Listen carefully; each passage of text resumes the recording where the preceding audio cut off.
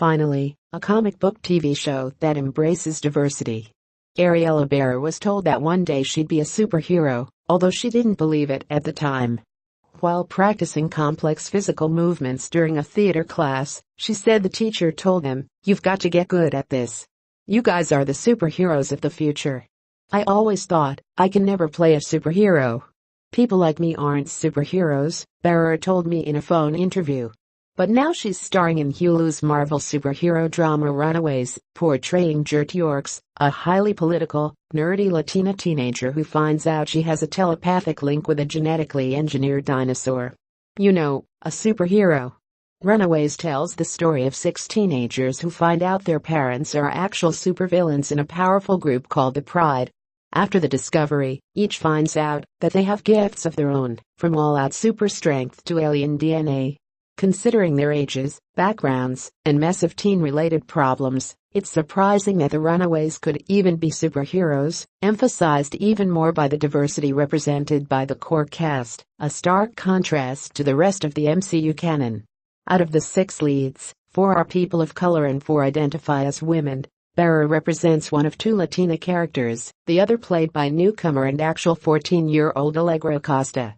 "Growing up I never had a real strong, not a stereotype of a race character I could look up to," Acosta said.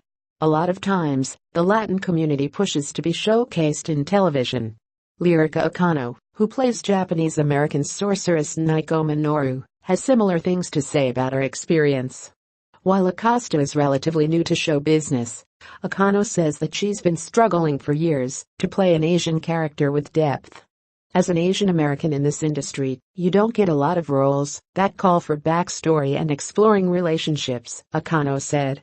"Growing up, I never had a character or superhero that I could look up to, a superhero that looked like me. I felt like going into this, preparing for Naiko, I did feel this pressure of doing it right and making Naiko feel as real as possible." Marvel Studios has been hit with some criticism over the years regarding the diversity of its movies and TV shows. In The Avengers in 2012, the group was all white with one woman. In Doctor Strange, the studio came under fire for casting Tilda Swinton as a whitewashed version of the Master, a character that's normally Tibetan.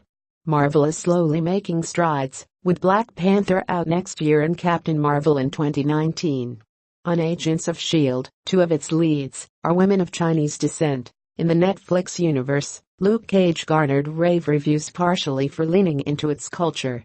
The Runaways property, which debuted in 2003 in a comic by Brian K. Vaughan, is remembered for being diverse for its time. It, at least, was a start towards building groups of superheroes that weren't all white. In the original pitch for the series, Naiko was originally a girl named Rachel Messina before Vaughan decided to make her Japanese. In later issues, writers introduced characters to the team that were Latino and gender fluid. So it makes sense that Runaways showrunners Josh Schwartz and Stephanie Savage would build on this legacy. Molly and Gert, who were white in the original comics, are now Latina. We're still not quite there yet at this industry, but this show is a huge step into that path to making this a normal thing to see on TV, a group of diverse characters that have different backgrounds and different stories to tell, Acosta tells me.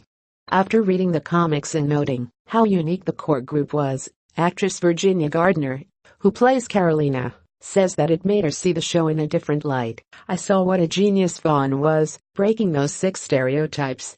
I saw the importance of Carolina Dean, a gay superhero. It's a very special role." While the episodes available to critics didn't show Carolina struggling with her sexual identity, Gardner confirms that it's a core part of her character's arc this season. Even in its typically white characters, like Chase, played by Greg Sulkin, there's some subversion. While Chase in the comics, and in the show, is first portrayed as a stereotypical dumb jock, his story reveals that he has some depth. "I think it's amazing that it's 6 lead characters with different backgrounds and from different parts of our lives," Sulkin explains.